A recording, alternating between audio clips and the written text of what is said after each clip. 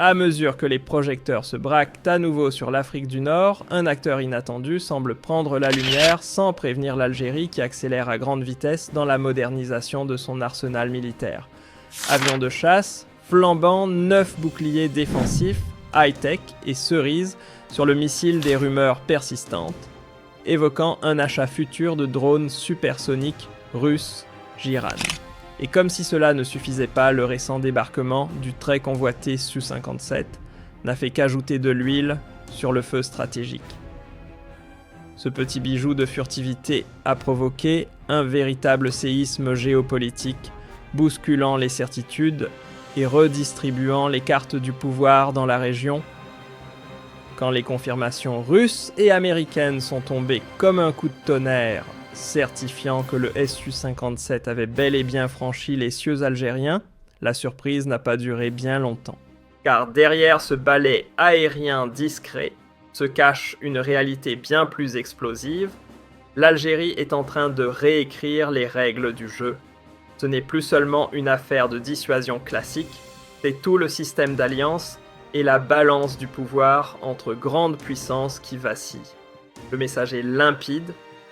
Une nouvelle architecture stratégique est en train d'émerger et l'Algérie ne compte pas rester au bord du plateau. Ce virage spectaculaire ne doit pourtant rien au hasard. Depuis des années, Alger tisse patiemment sa toile, injectant fonds réformes et stratégies dans la modernisation de ses forces armées.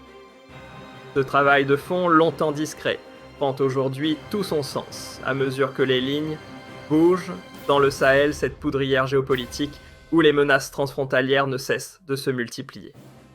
Entre anticipation et lucidité, l'Algérie récolte aujourd'hui les fruits d'une vision militaire à long terme.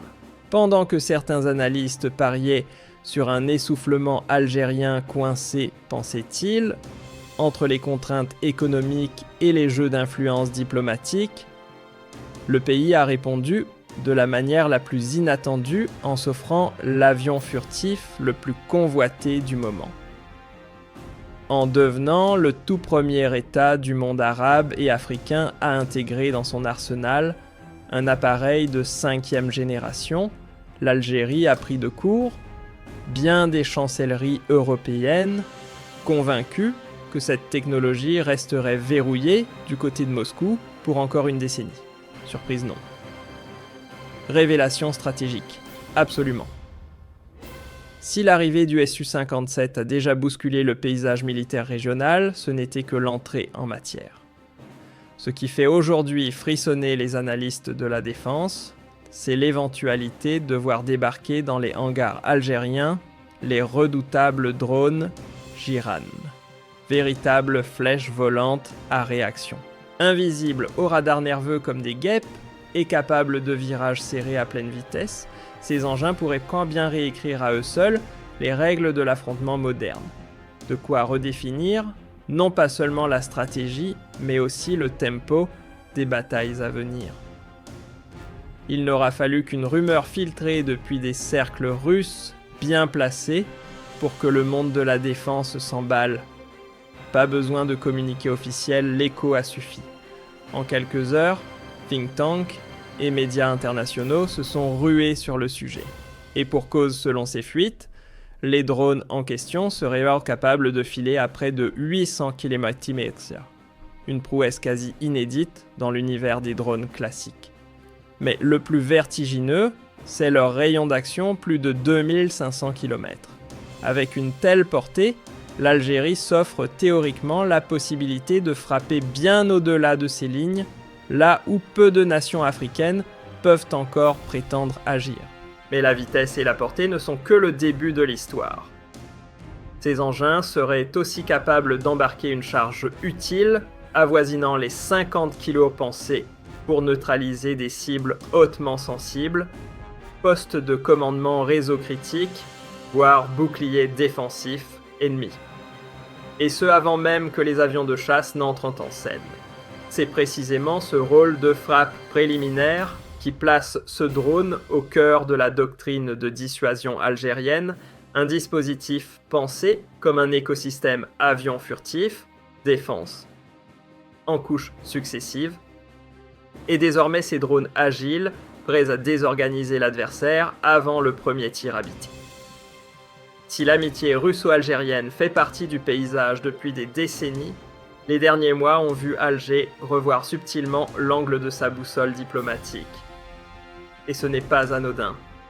Washington, longtemps relégué au rang de simple spectateur dans les relations avec Alger, commence désormais à tendre l'oreille.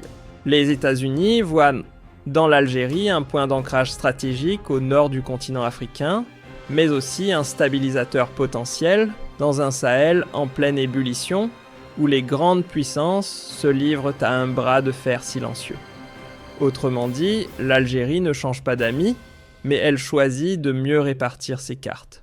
Pendant que certains pays s'empressent de se ranger sous une bannière ou une autre, Alger, elle, avance sur une ligne de crête, cultivant une entente solide avec Pékin.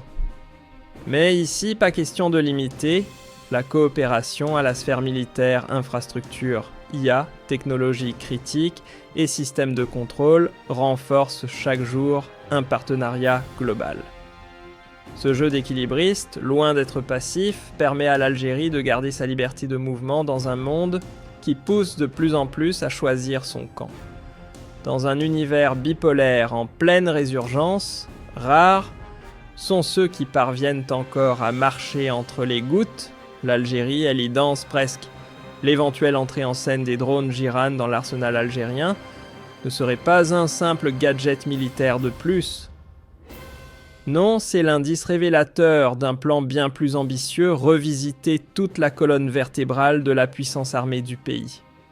Des blindés au sol jusqu'aux radars de haute altitude, en passant par la guerre électronique, c'est toute une symphonie d'équipements qui est en train d'être recomposée. Et ce n'est pas juste Alger qui le dit. Outre-Atlantique, certains rapports américains sonnent. L'alerte, l'espace aérien algérien, figure désormais parmi les plus hermétiques de la région, si bien que même une incursion théorique relèverait aujourd'hui du casse-tête opérationnel. Autrement dit, pour s'y faufiler, il faudrait plus qu'un plan, il faudrait un miracle. Derrière les blindages et les radars, c'est une décennie entière de choix budgétaires assumés qui se dessinent. Face aux secousses régionales, conflits chroniques au Sahel, multiplication des groupes armés au Mali, au Niger ou au Tchad, Alger n'a pas joué la montre. Loin de là. La montée en puissance de ces drones s'inscrit parfaitement dans cette réalité explosive. Ces engins ne sont plus un luxe futuriste, mais un outil de survie stratégique, surveillance de frontières, XXL, reconnaissance, tactique à la volée et effet dissuasif bien réel. En somme, la technologie n'est plus un accessoire, elle devient nécessité géopolitique. Le renforcement des ailes algériennes n'a pas tardé à provoquer des ondes de choc bien au-delà de la Méditerranée. Certains pays européens, longtemps convaincus que l'Afrique du Nord restait dans leur arrière-cour naturel, réévaluent aujourd'hui leur copie. Il faut dire que l'équation algérienne a bien changé, avions furtifs, nouvelle génération, plus drones, stratégiques, et cocktail dissuasif, difficilement compressible. Résultat, il devient délicat, voire risqué d'exercer la moindre pression politique ou militaire sur Alger sans s'exposer à une réponse calibrée. Et c'est précisément cette nouvelle donne qui fait tiquer certaines chancelleries occidentales. Derrière le rugissement discret du Su-57, certains analystes voient bien plus qu'une démonstration de force, une pièce avancée sur un échiquier pensé pour le long terme. Ce n'est pas juste un avion de plus, c'est l'élément central d'un plan visant à garantir à l'Algérie une domination aérienne dans tous les scénarios possibles, qu'il s'agisse de repousser une agression ou de prendre l'initiative. Mais la supériorité ne se joue pas qu'en altitude, elle se construit aussi sur les écrans radars et dans les algorithmes de guerre électronique. Appuyée par un bouclier de défense multicouche, cette architecture place désormais Alger dans une posture inédite, celle d'un maître du ciel régional difficile à contourner, voire impossible à défier sans conséquence. Mais n'allez pas croire que ces choix ne parle qu'aux généraux. Chaque acquisition, chaque signature de contrat, chaque drone ou chasseur livré constitue aussi une phrase dans un discours politique soigneusement construit. L'Algérie y affirme haut et fort qu'elle ne compte pas jouer les figurants sur la scène régionale. Après quelques années de relative discrétion, la voilà de retour, et pas par la petite porte. Du Sahel à la Méditerranée en passant par la Libye, elle réapparaît comme un acteur central, à la fois ferme et mesuré. Et à l'heure où l'ordre mondial tangue sous le poids de nouvelles rivalités rares, sont ceux capables de rester debout sans béquilles extérieures. L'Algérie, elle s'appuie sur un équilibre singulier, la force quand il le faut, la parole quand elle suffit, mais toujours l'indépendance comme boussole. À observer la scène diplomatique actuelle, une chose saute aux yeux. Alger ne court plus derrière les alliances. Ce sont les alliances qui viennent frapper à sa porte. Entre les sourires prudents de Washington, les clins d'œil appuyés de Moscou et les propositions discrètes de Pékin-l'Algérie, se retrouvent aujourd'hui au cœur d'un triangle de séduction diplomatique. Un luxe rare, généralement réservé à ces fameux États pivots, dont l'importance stratégique dépasse largement leurs frontières. Et le plus ironique, ce n'est pas l'Algérie qui change, c'est le monde qui redécouvre sa valeur. À l'heure où l'ordre mondial se fracture et se recompose en temps réel, l'Algérie ne joue plus les figurants.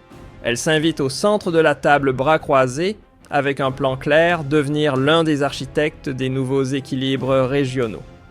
Du Maghreb aux confins du Sahel, en passant par les rivages agités de la Méditerranée-Alger, affirme ses ambitions avec méthode.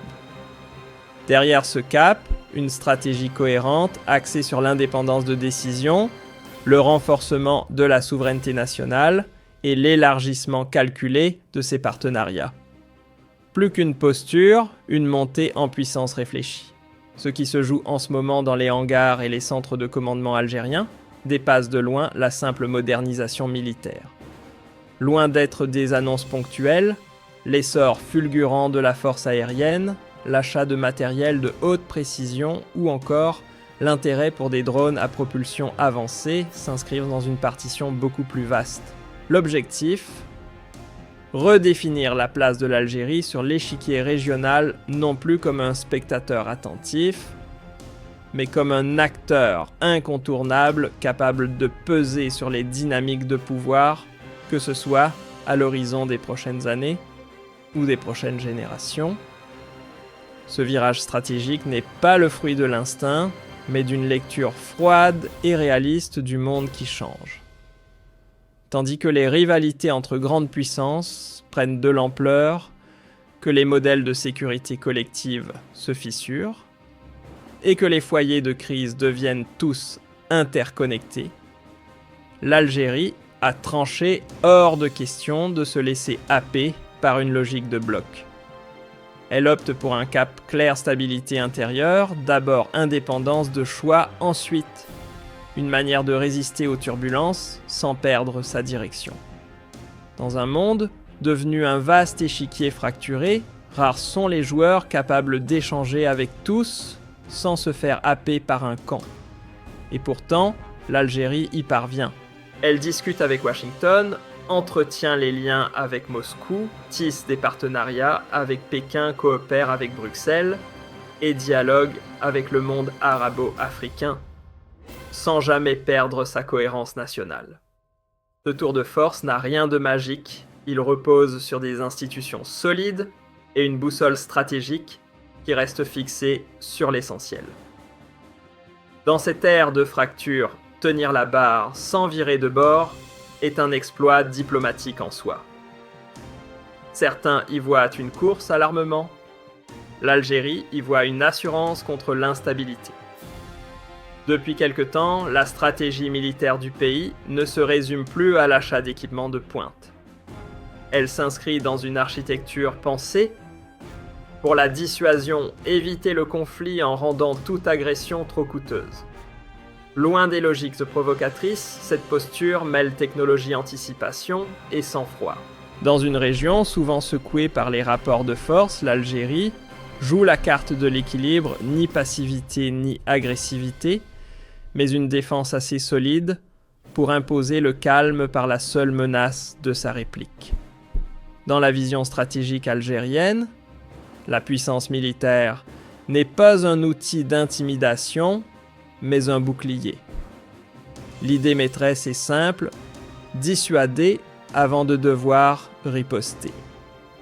Dans une région régulièrement secouée par des crises à rallonge, des transitions politiques fragiles et une présence étrangère toujours plus intrusive, la priorité reste claire, défendre le territoire, assurer la sécurité intérieure et bloquer toute tentative de déstabilisation extérieure. La force, oui, mais au service de la paix. Mais cette stratégie défensive ne se limite pas aux uniformes et aux armes, elle passe aussi par les usines, les laboratoires et les chaînes de montage. L'Algérie avance à grands pas vers une autonomie industrielle dans les secteurs sensibles, aéronautique militaire, cybersécurité, guerre électronique, surveillance stratégique. La logique est limpide, produire plus chez soi, dépendre moins des autres. Et en filigrane, bâtir une souveraineté technologique à la hauteur de ses ambitions militaires. Plus qu'un simple objectif, une transformation de fond. L'autonomie ne se décrète pas, elle se construit pièce par pièce.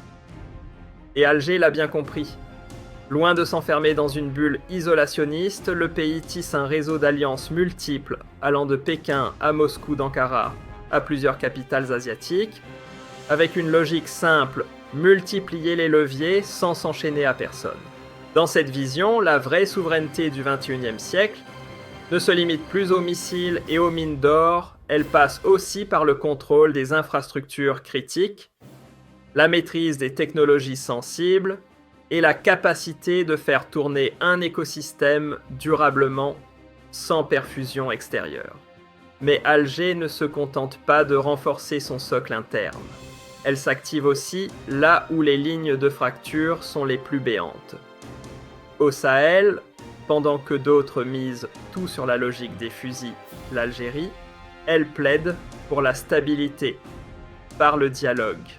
Elle mise sur la diplomatie là où d'autres brandissent l'intervention. Et le terrain lui donne raison Mali, Niger, Tchad. Autant de cas où les recettes militaires imposées de l'extérieur n'ont fait que prolonger les tempêtes. L'approche algérienne, centrée sur la concertation régionale et le refus des ingérences, prend peu à peu des allures de modèle alternatif. Une ligne que le pays applique aussi en Libye, où il défend depuis des années une sortie politique inclusive, loin des partitions orchestrées à distance. En somme, là où d'autres soufflent sur les braises, Alger tente encore d'éteindre l'incendie. Sur la rive sud de la Méditerranée, l'Algérie affine son positionnement. Face aux tensions multiples, qu'elles soient liées à l'énergie, aux flux migratoires, aux affrontements d'intérêts entre puissances maritimes ou à la montée des menaces transnationales, Alger avance une stratégie d'équilibre. Ni suiveur ni provocateur, mais acteur stabilisateur. Et ce rôle lui vaut désormais une place de choix dans les négociations sur la sécurité régionale. Il faut dire que son modèle énergétique fondé sur la fiabilité, la diversification des débouchés et la défense des intérêts nationaux lui permet de tenir le cap même quand les marchés s'affolent. Fournisseur fiable, partenaire, prévisible, un profil de plus en plus rare dans le chaos mondial, mais l'ambition d'Alger ne s'arrête pas aux cartes géopolitiques. En coulisses, le pays injecte des ressources dans ses infrastructures, transforme son économie, fait de l'éducation une priorité et parie sur la transition énergétique.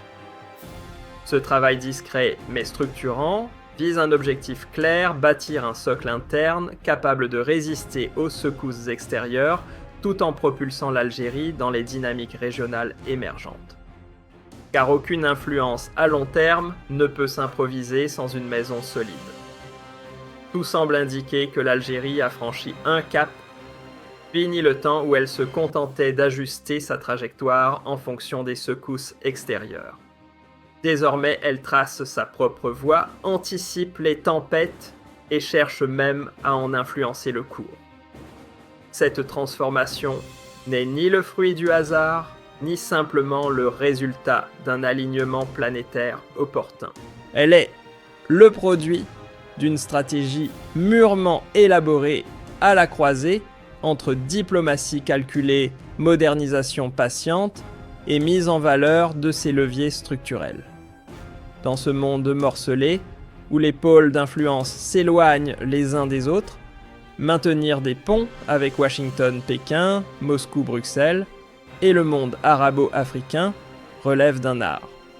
Et si l'Algérie parvient à jouer cette partition fine, c'est bien parce que ses institutions tiennent debout et que sa boussole politique reste lisible.